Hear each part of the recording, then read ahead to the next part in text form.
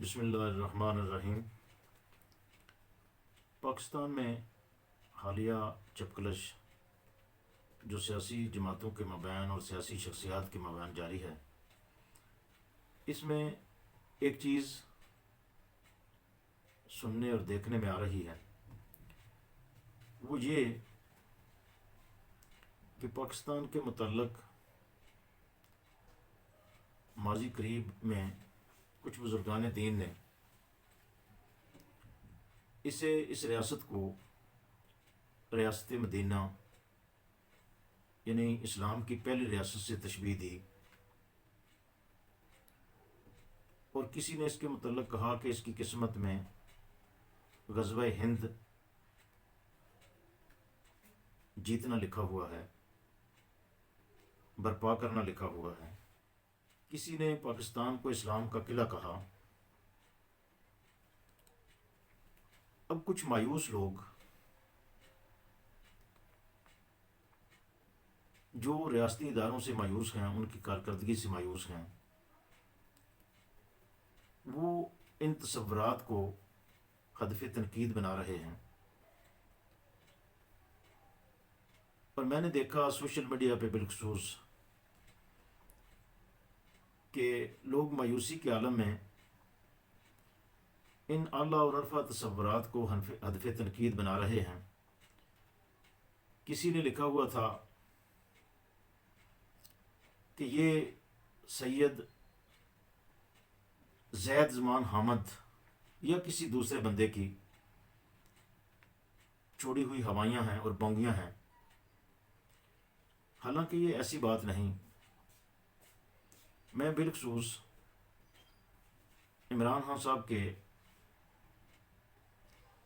اور ان کی عظیم جدوجہد کو سپورٹ کرنے والوں سے التماس کرتا ہوں کہ آپ کے قائد نے ریاست مدینہ کا تصور کسی ناپختہ ذہن کے شخص سے نہیں لیا۔ غزوہ ہند کا تصور جو ہے وہ سرکار دو عالم صلی اللہ علیہ وآلہ وسلم کی ایک حدیث مبارکہ سے اخذ ہوتا ہے، اور ریاست مدینہ کا تصور تو بہت سے بزرگان دین نے پیش کیا، اور اس کی سب سے بڑی وجہ یہ ہے کہ قیام پاکستان اور تخلیق پاکستان میں اور سرکار دو عالم صلی اللہ علیہ وسلم کی بعثت کے بعد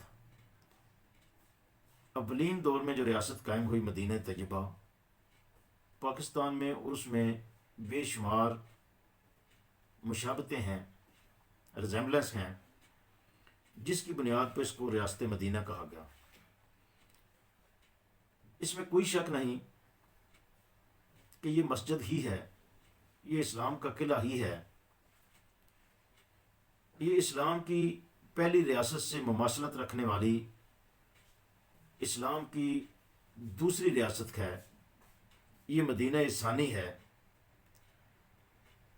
اب یہاں ایک مسجد میں اگر کوئی داخل ہو کر قبضہ کر لے تو مسجد کی حیثیت اور حیات اور اس کا تقدس ختم نہیں ہو جاتا، بلکہ اس غاصب اور قابض سے قبضہ چھڑانا ہوتا ہے، اور ایک جدوجہد کر کے اس کو وہاں سے نکالنا ہوتا ہے۔ اس میں کوئی شک نہیں کہ ہمارے ہنستے بستے ملک میں،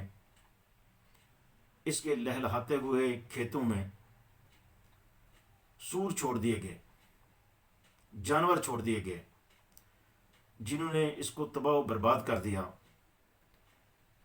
اسے ڈیفالٹ کے قریب لے آئے۔ لیکن یہ بھی تو دیکھیے کہ آخر سامراجی قوتیں اس چھوٹے سے ملک اور بظاہر ایک بے حمیت ملک کے پیچھے کیوں پڑی ہیں۔ اب دیکھیے کہ اسلام کے 3 ممالک سے اس وقت بڑی طاقتوں کو، سامراجی قوتوں کو، بلکہ میں انہیں دجالی قوتیں کہوں گا، ان کو خطرہ نظر آ رہا ہے، جن میں پاکستان سر فہرست ہے، ایران ہے، ترکی ہے اور ملائیشیا ہے۔ پاکستان کے پاس بہترین یوتھ، محب وطن لوگ اور اٹامک پاور ہے۔ ایران کے پاس ایک نظریاتی حکومت ہے اور ترکی کے پاس ایک نظریاتی حکومت بھی ہے اور ویژنری لیڈرشپ بھی ہے۔ اغیار نے اسلامی ملکوں پہ قبضہ کرنے کی جو پالیسی بنا رکھی ہے، یا انہیں کمزور کرنے کی جو پالیسی بنا رہی ہے، یہ ون بائی ون کر کے اسلامی ممالک کو بے دست و پا کرتے چلے جا رہے ہیں۔ اور وہ امریکن صدر نے ایک دفعہ کہا تھا کہ بادی النظر میں ہم جمہوریت کے حامی ہیں، لیکن جہاں ہمارے نظریاتی دشمن ڈیموکریٹک مینز اختیار کرتے ہوئے، جمہوری طریقہ اختیار کرتے ہوئے اقتدار کے مراکز پر پہنچ جائیں، وہاں ہم ڈکٹیٹرشپ کی حمایت شروع کر دیتے ہیں۔ اس کا مطلب ہے کہ ہم ہر بے اصولی کرنے کو تیار رہتے ہیں۔ تو جہاں پہ جمہوری قوتیں اور اسلام پسند قوتیں جمہوری طرز سیاست کو اختیار کر کے اقتدار کے مراکز کے قریب پہنچیں، وہاں انہوں نے وہاں کے ہی فوجی جرنیلوں کو شہ دے کر اسلامی جمہوری طاقتوں کا راستہ روکا۔ مصر اس کے سامنے ایک بہترین مثال کے طور پر بیان کیا جا سکتا ہے وہاں کی صورتحال کو۔ پاکستان میں بھی کچھ ایسا ہی مارکہ حق و باطل جاری ہے۔ یہ کوئی ایسی سائنس نہیں کہ جو ایک عام انسان کی سمجھ میں نہ آ سکے، بلکہ یہ عام آدمی کو بھی پتہ چل رہا ہے کہ پاکستان میں ایک طرف بددیانتی ہے، کرپشن ہے، دھونس دھاندلی ہے، پراپوگنڈا ہے، بکاؤ میڈیا ہے، انٹرنیشنل قوتوں اور سامراجی قوتوں کے ایجنٹ ہیں، اور وہ طاقت کا بے دریغ اور اندھا دھند استعمال کر رہے ہیں، اور دوسری طرف بنیادی انسانی حقوق کی پاسداری کرنے والے، دیانتداری کے ساتھ سیاست کرنے والے، آئین کی بالادستی اور عوام کے حق حکمرانی کے لیے اصرار کرنے والے اس تحریک کی قیادت کر رہے ہیں، جسے بلا شبہ پاکستان میں حقیقی آزادی کی تحریک کہا جا سکتا ہے۔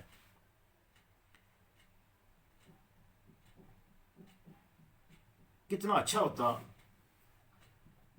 کہ اگر طاقتور ادارے اپنی آئینی حدود کے اندر رہتے ہوئے ان قوتوں کے شانہ بشانہ اور قدم بقدم مل کر کام کرتے، اور آج ہمارا ملک بھی دنیا کی صف میں معزز ملکوں میں شمار ہو رہا ہوتا، اور لوگ یہاں کے حکمرانوں کی کرپشن کی کہانیاں بیان نہ کر رہے ہوتے، اور ان کو کرپٹ افراد میں بطور مثال بیان نہ کر رہے ہوتے، مگر وائے ناکامی متاع کارواں جاتا رہا کہ کارواں کے دل سے ایک سانس زیاں جاتا رہا۔ مگر میں ان دوستوں سے جو مایوسی میں غزوہ ہند کے تصور، ریاست مدینہ کے تصور، مدینہ ثانی کے تصور، اسلام کے قلعے کے تصور کو ہدف تنقید بنا رہے ہیں، ان سے بصد احترام گزارش کروں گا کہ آپ کا قائد سب سے زیادہ ریاست مدینہ کا نام لیتا ہے، اور دشمن اس سے یہ تصور چھیننے کے لیے اس کی جان کے در پہ ہیں، اس کے ساتھی، اور وہ قربانیاں دے کر ان تصورات کی، ان ڈریمز کی، ان خوابوں کی حفاظت کر رہے ہیں، اگر آپ واقعی ان تصورات سے پیچھے ہٹ جاتے ہیں تو عمران خان صاحب کے دشمن کامیاب نظر آئیں گے۔